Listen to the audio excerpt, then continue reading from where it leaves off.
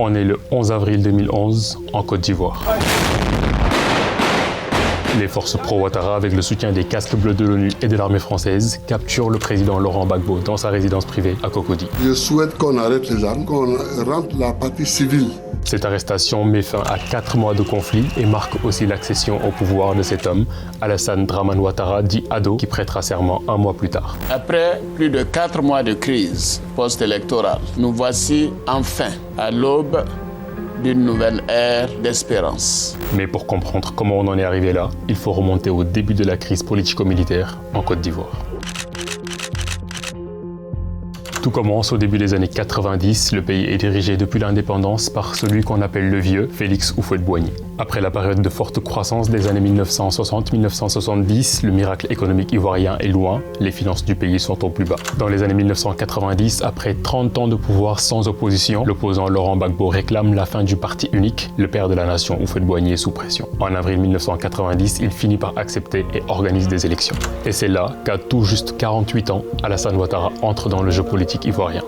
Après avoir été gouverneur de la BCEAO et conseiller spécial du directeur général du FMI, le Fonds monétaire international, en 1987, Houphouët le choisit par 2 fois dans l'espoir qu'il redresse l'économie du pays. Il lui confie d'abord la présidence du comité interministériel de stabilisation et de relance économique, puis le 7 novembre 1990, il le nomme Premier ministre. 3 ans plus tard, le 7 décembre 1993, Houphouët-Boigny meurt. C'est le début de la bataille pour sa succession. 2 figures s'opposent. Henri Konan Bédié, dit HKB, président de l'Assemblée nationale, est considéré comme l'héritier naturel du pouvoir, et Alassane Ouattara, soutenu par une partie de l'élite politique et économique. Bédié prend finalement l'ascendant. En 1995, il est élu avec 96,44% des suffrages, la quasi-totalité des autres candidats, dont Ouattara et Gbagbo, ayant été écartés ou ont boycotté l'élection. Bédié relance alors un concept qui va profondément diviser le pays, l'ivoirité.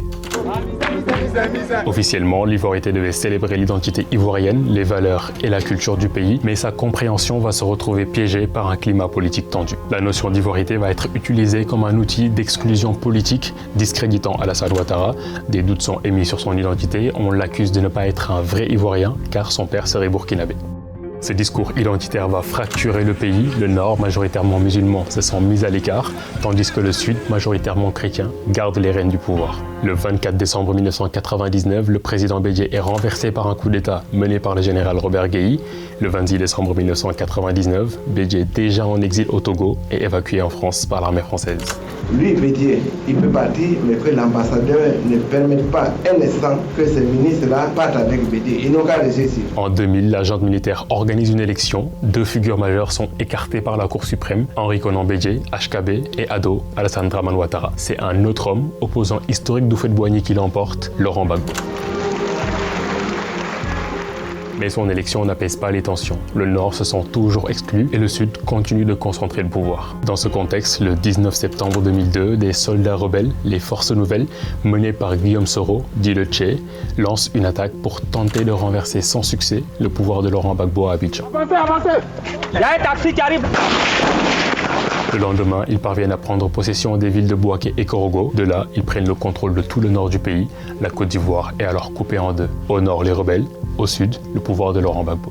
8 ans de tension, de cessez-le-feu, de faux espoirs de paix. Le pays vit une sorte de guerre froide permanente. Des accords sont signés, jamais vraiment appliqués. En 2007, le président Laurent Gbagbo et Guillaume Soro signent un énième accord de paix à Ouagadougou, au Burkina Faso. Le texte vise à la réunification du pays coupé en 2 et à l'organisation d'élections avant la fin du premier semestre 2008. Guillaume Soro est nommé Premier ministre, mais il faudra attendre quelques années avant que les élections ne soient effectivement organisées. C'est donc en 2010 que l'élection présidentielle est enfin organisée. Au premier tour, Gbagbo arrive devant, suivi d'Alassane Ouattara. Henri Konan Bédié appelle à voter Ado au second tour.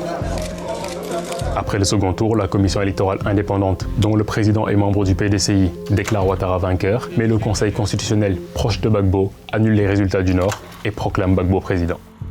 L'Union africaine, la CEDEAO, l'ONU et aussi plusieurs pays reconnaissent Alassane Ouattara comme président de la Côte d'Ivoire.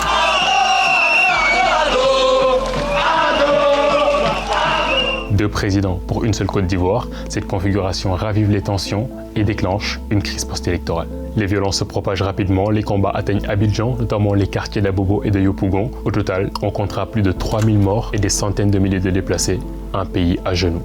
Le 11 avril 2011, Laurent Gbagbo est capturé dans sa résidence. Ouattara est officiellement président. Laurent Gbagbo est envoyé à la CPI, la Cour pénale internationale. Il est accusé de crimes contre l'humanité.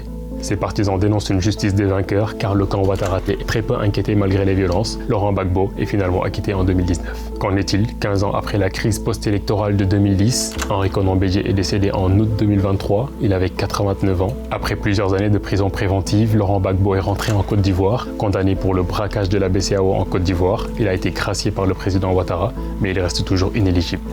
Guillaume Soro a été Premier ministre de Ouattara puis président de l'Assemblée nationale. Il est en exil depuis 2019, condamné pour détournement de fonds et atteinte à la sûreté de l'État dans une autre affaire. Alassane Ouattara est toujours au pouvoir. Il ne ferme pas la porte à une nouvelle candidature à la présidentielle d'octobre 2025.